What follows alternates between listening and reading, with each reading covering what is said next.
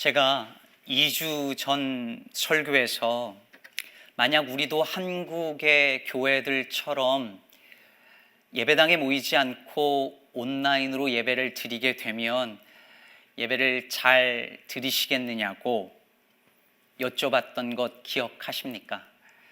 그때 제가 온라인으로 생중계 예배를 드리게 되면 시간 맞춰서 지각하지 않고 스크린 앞에 온 가족들이 모여서 머리 떡진 상태가 아니라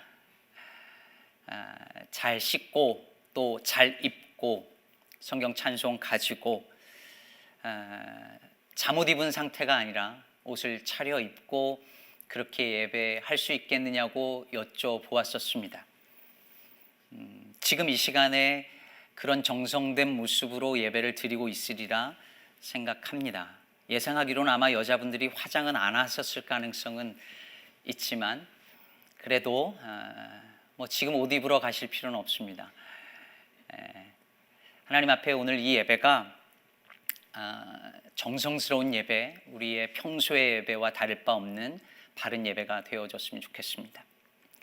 2주 전에 제가 그런 이야기를 할 때에 이런 상황이 우리에게 올 수 있다는 생각을 했었습니다. 다만 이렇게까지 빨리 올 것은 생각을 못했었습니다. 이번 사태를 제가 꽤 예민하게 주목하고 있었다고 생각했는데 그럼에도 불구하고 안일했던 것 같습니다. 지난 주간에 이렇게 상황이 긴급하게 바뀔 것이라고 생각하지 못했습니다. 아마 여러분들도 그러셨을 거라고 생각하고요. 불과 한 달 전만 해도 누구도 생각하지 못했던, 예상하지 못했던 그런 상황을, 또 그런 세상을 우리가 지금 다 경험하고 있습니다. 다 당황해하고 있어요. 사람들이 당황해하고 있다는 그 증거를 저는 그로서리 스토어에서 발견합니다. 가보신 분들 기억하시겠지만 매장에 물, 휴지, 와이프스, 세니타이저 거의 찾아볼 수가 없습니다. 비상시를 대비해서 음식을 사기 위해서 사람들이 매장에 어마어마하게 줄을 서 있습니다. 왜 사람들이 이런 상황에서 휴지를 그렇게 많이 사는지 도무지 알 수 없습니다. 이유를 여러 가지로 사람들이 분석하고 심리적인 이유가 있다라고 말들을 하는데 한 가지 분명한 것은 모두가 다 지금 당황해하고 있다는 사실입니다. 이렇게 모두가 당황해하고 불안해하는 상황에서 우리가 지금 주일을 맞이하고 있습니다. 주일은 멈칫하는 시간이에요.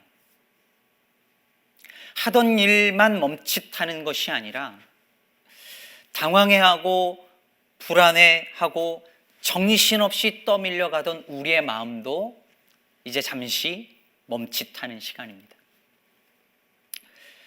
그리고 마음을 가라앉히고 조용히 주님의 음성을 듣는 시간이 되시기를 바랍니다. 이때에 주님께서 주시는 말씀이 무엇인지, 이 시절을 지나고 있는 우리를 향한 주님의 뜻은 무엇인지, 이 위기의 시기에 우리가 그리스도인으로서 해야 할 일은 무엇인지 생각하고 또 기도하고 또 실천하며 묵상하는 시간이 되기를 주님의 이름으로 축복합니다. 오늘 본문은 예수께서 갈릴리 호수 건너편에 위치한 한 이방인 마을, 즉 거라사인의 마을에 도착했을 때 일어난 사건을 묘사하고 있습니다. 예수님이 그곳에 도착하자마자 한 귀신 들린 사람이 무덤 사이에 나와서 예수님을 만납니다. 성경은 그 사람이 원래 무덤 사이에 거하는데 사람들이 그를 쇠사슬과 고랑에 묶어 놓았지만 그걸 끊고 이리저리 소리 지르며 돌아다니고 심지어 자기 몸을 자해했다라고 기록하고 있어요. 그리고 아무도 그를 제어할 수 없다라고 말하고 있습니다. 그런데 그 아무도 제어할 수 없었던 그 사람을 지금 6절에 보니까 이 사람이 예수님 앞에 엎드려 절하면서 예수님께서 제어하는 상황이 지금 펼쳐지고 있는 것이죠. 이 사람이 주님 앞에 엎드려 절하면서 놀라운 말을 합니다. 7절을 보면 큰 소리로 부르짖어 이르되 지극히 높으신 하나님의 아들 예수여, 이렇게 말합니다. 여러분, 이 말이 왜 놀라우냐면 오늘 본문 바로 앞에 무슨 사건이 있었는지 기억하시죠? 예수님이 광풍을 잠잠하게 한 사건이 있었습니다. 그때 제자들이 뭐라고 하냐면 그가 누구이기에 바람과 바다도 순종하는가? 이 사람이 도대체 누구냐? 정체가 뭐냐? 이렇게 질문한 것이 있었죠. 그런데 그 질문에 대한 대답을 이 귀신 들린 사람이, 아니, 지금 이 사람 안에 있는 그 귀신이 대답을 하고 있는 것입니다. 그는 지극히 높으신 하나님의 아들 예수다. 제자들은 그 예수님의 정체를 깨닫지 못했는데 귀신은 그 주님의 정체를 드러내는 아이러니가 오늘 본문 속에서 나타나고 있는 것입니다. 그런데 오늘 이 이야기 속에서 정체가 드러나는 건 예수님만이 아닙니다. 9절에 보면 예수님께서 그에게 이렇게 물으십니다. 내 이름이 무엇이냐? 여러분 기억하시나요? 야곱이 하나님과 씨름할 때에 하나님이 야곱에게 물으셨었죠. 내 이름이 무엇이냐? 기억하시죠? 이 질문은 단순히 이름을 묻는 질문만이 아니라 너는 누구냐라는 질문이었다고 말씀드린 바 있습니다. 이름은 그 존재 자체니까요. 그러니 예수님께서 지금 하신 이 질문, 내 이름이 무엇이냐? 이 질문 역시 그 귀신의 정체를 묻는 질문이었던 것입니다. 너는 누구냐? 네 정체가 무엇이냐? 이 사람을 숙주 삼아 기생하고 있는 너의 정체를 밝혀라 라는 질문이었던 것이죠. 이 지역에 있는 사람들은 이 사람이 왜 이런 행동을 하는지 알지 못했을 것입니다. 그의 가족들 역시 그랬겠죠. 왜 갑자기 소리를 지르는지, 왜 괴력이 생겼는지, 자기 몸을 왜 자해하는지, 도대체 무엇이 그를 사로잡고 있는지 알 수 없었을 것이고 그것이 더 두려웠을 것입니다. 그럼 병에 걸린 사람이 가장 두려운 것은 병명이 무엇인지 모른다는 데 있죠. 내가 앓고 있는 이 병의 정체를 모른다는 것, 그것이 더 두려운 일입니다. 여러분, 코로나 바이러스가 처음 중국 우한에서 시작해서 사람들이 감염되던 지난 12월 말과 올해 초, 이 바이러스는 그냥 원인 미상의 폐렴을 일으키는 병원체였고 이후에 우한 폐렴으로 불리다가 WHO가 공식 명칭을 COVID-19으로 정했습니다. 코로나의 CO, 바이러스의 VI, 질병을 뜻하는 D, 그래서 합쳐서 COVID, 여기에 이 바이러스가 발병하기 시작한 2019년에 19가 붙은 거죠. 한국은 영문 그대로 하면서 부를 때는 그냥 코로나19로 부르기로 한 바 있습니다. 여러분, 이 바이러스를 우한 폐렴이라고 부르지 않도록 한 이유는 전염병의 특정 지역의 이름이나 사람의 이름이나 동물의 이름을 넣지 않기로 한 WHO의 방침이 있었기 때문입니다. 그런 이름을 넣을 경우 그런 지역이나 그 사람이나 아니면 동물의 낙인을 찍는 위험을 방지하려는 것이죠. 여러분, 이처럼 정확하게 어떤 대상의 이름을 명명하는 것은 생각보다 매우 중요한 일입니다. 그것은 그 사람 혹은 그것의 정체를 밝히는 일이고 내가 그 사람 혹은 그것을 어떻게 대해야 하는지를 판단하는 근거이기 때문이죠. 여러분, 제가 지금 여기 서 있는 이 건물, 여러분들이 평소에 예배 드리던 이 건물을 뭐라고 부르는 게 맞을까요? 교회일까요? 성전일까요? 예배당일까요? 이곳을 교회로 부르거나 성전이라고 부른다면 지금 온라인으로 예배를 드리고 있는 여러분이 있는 그곳은 어디입니까? 여러분은 지금 교회 밖, 성전 밖에 있는 것인가요? 여러분이 지금 예배하고 있는 그곳도 성전이며 예배하고 있는 여러분이 곧 교회임을 기억하시기를 바랍니다. 자, 이제 예수님이 네 이름이 무엇이냐고 묻자 그가 대답을 합니다. 내 이름은 군대니 우리가 많음이니이다. 드디어 정체가 밝혀졌습니다. 이 사람이 지금까지 이렇게 행동한 것은 그가 귀신에게 사로잡혔기 때문이고 그 귀신의 이름은 군대고 그렇게 이름이 군대인 이유는 그 귀신이 하나가 아니라 다수, 많은 수의 귀신이기 때문이라는 것이죠. 그게 드러났습니다. 정체가 드러난 거죠. 그런데 여러분, 이게 다가 아닙니다.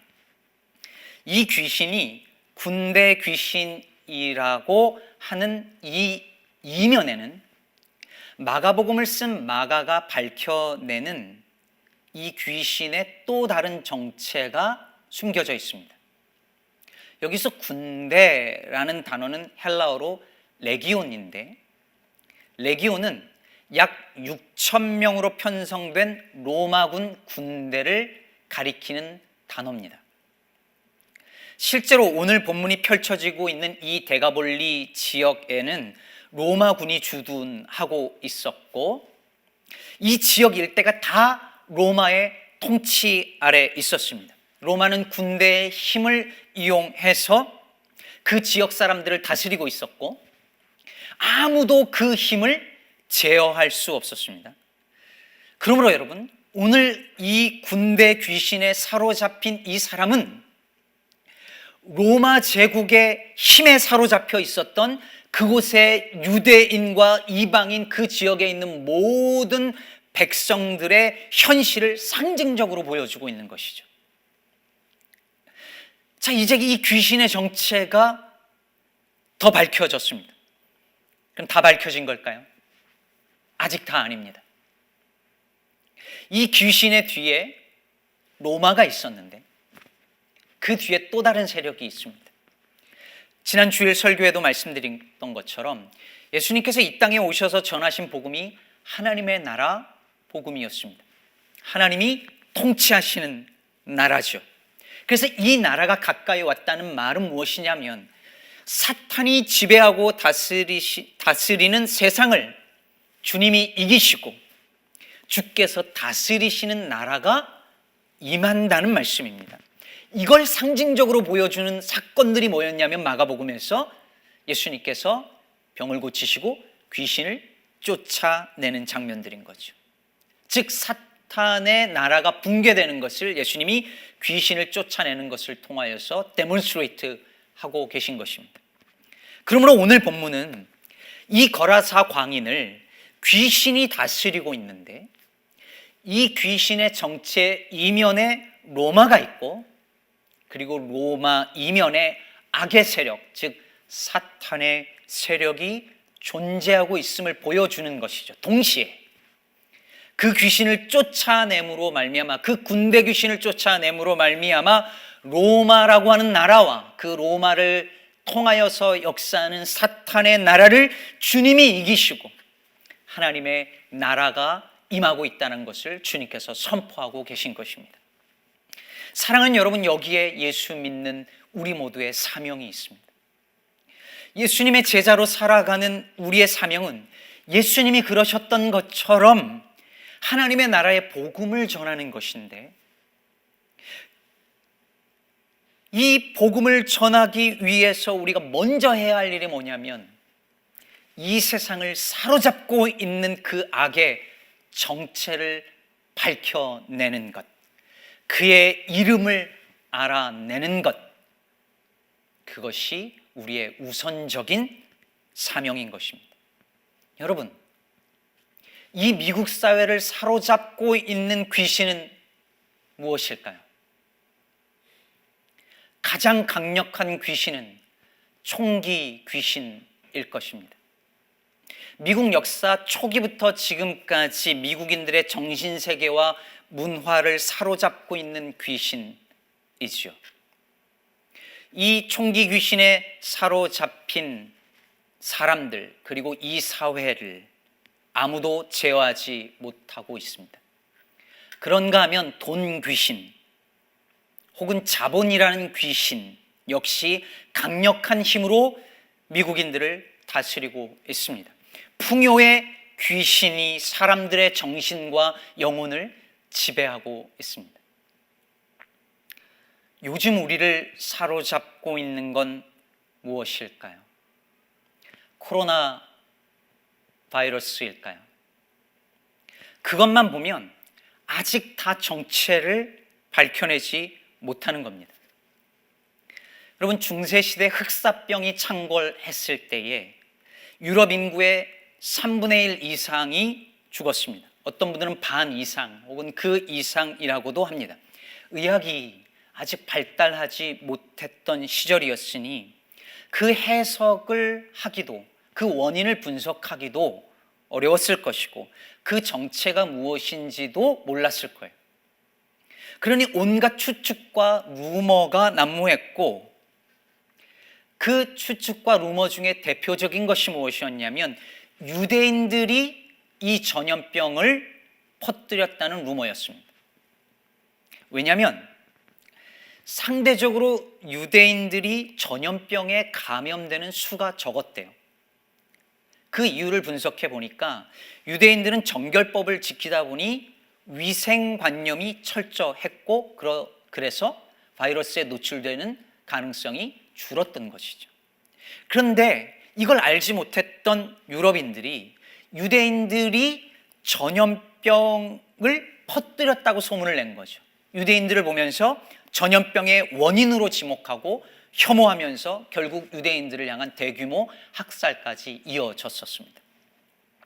여러분, 이것은 전염병이 돌던 시기에 언제나 어디서나 일어나는 일이었습니다. 사람들은 이 비난의 대상을 찾아야만 합니다. 이 위기의 시절에 누구가 원인인가, 무엇이 원인인가를 찾는 거죠. 그래서 그 대상에게 이 모든 사태의 책임을 전가하려 합니다. 그러면서 온갖 종류의 거짓 뉴스가 그리고 루머가 돌고 혐오와 배제와 폭력이 일상화됩니다. 뉴스 보셔서 아시겠지만 이미 뉴욕에서 한인을 비롯한 아시안들이 폭행을 당하는 아픈 일들이 있었고 일어나고 있습니다. 지금 우리를 사로잡고 위협하는 건 여러분 코로나 바이러스만이 아닙니다. 그것을 통해 우리를 불안과 공포에 가두고 서로를 믿지 못하게 만드는 불신의 귀신입니다. 사람을 소외와 죽음으로 몰아넣는 혐오와 배제라는 귀신입니다.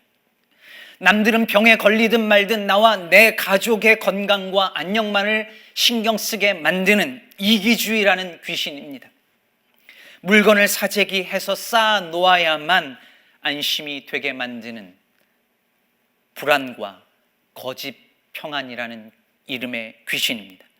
이 상황에서도 자신의 정치적 이득을 계산하도록 정치인들을 붙들고 있거나 사람들로 하여금 이 상황에서도 이념 갈등에 빠지게 만드는 정치 귀신, 가짜 뉴스를 통해 사람들을 혼란에 빠지게 만드는 거짓 귀신입니다. 사랑하는 성도 여러분, 예수 믿는 우리에게는 이 귀신들의 정체를 밝혀야 할 사명이 있습니다. 그 이름이 무엇인지 물어야 합니다. 그 정체를 드러내야 합니다. 그리고 그 정체를 무너뜨려야 합니다. 불안함에 지지 말고, 거짓에 속지 말고, 혐오와 배제에 넘어지지 말아야 합니다. 더러운 귀신아, 그 사람에게서 나오라 하셨던 어떤 주님의 권세를 힘입어 우리를 사로잡고 있는 모든 이 악의 세력이 떠나가도록 믿음으로 굳게 서야 할 줄로 믿습니다. 오늘 본문을 보면 이 군대 귀신이 돼지떼에게 들어가게 해달라고 간구하고 예수님이 허락하시자 그 수많은 돼지떼가 바다 속으로 뛰어들어 몰사하지요. 그리고 그 귀신 들렸던 사람은 제정신이 돌아와 주님 앞에 앉습니다. 15절을 보면 그 사람이 옷을 입고 정신이 온전하여 앉아 있었다라고 말합니다. 여러분, 옷을 입었다는 게 뭘 의미할까요? 그동안 옷을 벗은 채 인간으로서의 존엄을 잃어버린 채 살던 이 사람이 그 존엄을 되찾았다는 것이죠. 본래 사람의 모습, 본래 인간의 모습을 찾고 돌아왔다는 것입니다. 그렇다면 여러분, 오늘 이 이야기 속에서 예수님의 정체만 밝혀진 게 아니고 귀신만 정체가 밝혀진 게 아닙니다. 이 사람의 정체도 밝혀집니다. 이 사람은 그냥 미친 사람, 그냥 광인, 그냥 제정신이 아닌 사람 아니었습니다. 본래 그런 사람이 아니었습니다. 오늘 말씀 18절과 19절을 보면 정신이 돌아온 이 사람이 예수님에게 함께 있기를 청하지만, 즉 같이 주님과 함께 가기를 청하지만 예수님이 허락하지 않으시고 집으로 돌아가라 이렇게 말씀하십니다. 집으로 돌아가라.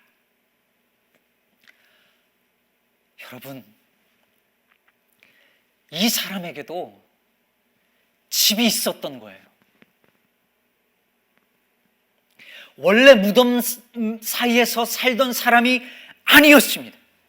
귀신에 사로잡히기 전에 살던 집이 있었고 함께 살던 가족이 있었습니다. 원래 옷을 벗고 소리를 지르면서 몸을 자해하던 사람이 아니었습니다. 원래 그런 인간이 아니었습니다. 그러므로 오늘 예수님께서 이 사람의 정체를 되찾아 주신 것입니다. 그가 잃어버렸던 집과 가족을, 그의 인간으로서의 존엄을, 그의 일상을 되찾아 주신 것이죠. 집으로 돌아간 그는 가족을 만났을 것이고 다시 가족과 함께 먹고 자고 일하며 잃어버렸던 일상을 다시 살아갈 수 있었을 것입니다. 그리고 마침내 다시 되찾은 그 일상이 얼마나 큰 기적이며 은혜이며 축복인지를 깨달았을 것입니다. 마가복음에 나오는 기적은 그냥 병이 고치고 귀신이 떠나는 것이 기적이 아닙니다. 우리가 당연하게 살고 있었던 일상의 자리로 돌아오는 것, 집으로 돌아가서 다시 가족과 함께 사는 것, 그것이 기적이라고 보여주고 있습니다. 사랑하는 여러분, 우리는 이제 막 평범하던 일상에 균열이 생기고 당연하다고 생각하던 것들을 잃게 되면서 평범한 일상이 얼마나 귀하고 소중한 것인지를 이제 막 깨닫고 있습니다. 사람을 만나고 얼굴을 맞대고 이야기하고 손을 내밀어 악수를 하는 것, 이게 얼마나 아름다운 일인지를 알게 되었습니다. 성도들이 함께 모여서 예배하고 찬양하고 웃고 우는 일이 얼마나 귀한 일인지를 우리는 이제 아주 조금씩 느끼고 있습니다. 저는 지금 설교하면서요, 제가 설교할 때마다 아멘 해주시고 또 고개를 끄덕여 주시고 저를 쳐다봐 주시고 심지어 졸기도 하는 성도님들이 너무 보고 싶습니다. 이제 여러분들의 존재가 저에게 더 귀해졌습니다. 이 한 번의 설교, 처음 하는 이 설교를 통해서 그것을 깨닫게 되었으니 우리 서로 이게 더 간절해질 것입니다. 사랑하는 성도 여러분, 부디 이 시간들을 일상의 소중함을 다시 깨닫는 감사의 시간으로 채우시기를 바랍니다. 내 곁에 있었던 사람들이 얼마나 귀하고 소중한 존재인지를 더 깨닫고 서로 연대하는, 함께하는 기회로 삼으시기를 바랍니다. 이 낯선 경험을 통해서 여러분, 우리의 정체가 드러날 것입니다. 우리가 그동안 뭘 소중하게 여기면서 살았는지, 우리가 무엇에 사로잡혀 살고 있었는지, 우리가 무엇을 추구하며 무엇을 의지하며 살고 있었는지가, 그 정체가 다 드러날 것입니다. 이 시간을, 그것을 돌아보며 성찰하는 시간으로 삼아야 합니다. 예배당에 모이지 못하게 되면서도 나는 여전히 하나님이 찾으시는 그 한 사람의 예배자로 설 수 있을 것인지, 이 위기의 시기에 우리는 서로를 돌아보는 진정한 믿음의 공동체로 존재할 것인지, 우리 신앙의 현 주소를 점검할 수 있다면 이 시절도 그렇게 절망적이지만은 않으리라 저는 믿습니다.